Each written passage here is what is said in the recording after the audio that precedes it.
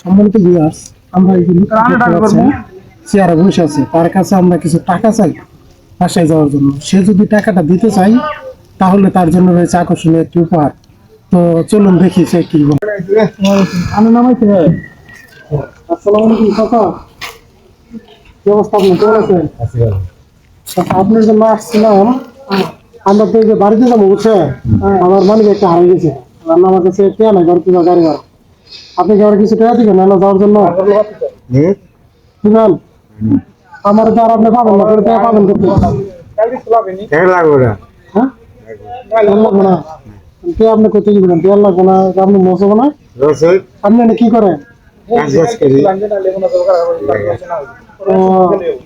তো সম্মানিত দর্শক, দেখেন আমরা আসলে এটা মূলত একটা ভিডিও বানাইলাম, ঠিক আছে চাচা? দাঁড়ান, আপনারা টাকার জন্য এখানে আসলে মূলত একটা ভিডিও বানাইলাম, যে দেখলাম মানুষ আসলে বিপদে পড়লে মানুষকে সহযোগিতা করে কিনা। এখনকার যুগে কিন্তু মনে করেন এরকম অনেক মানুষ আছে বিপদে পড়ে রাস্তাঘাটে, কিন্তু কেউ কাউকে সহযোগিতা করে না।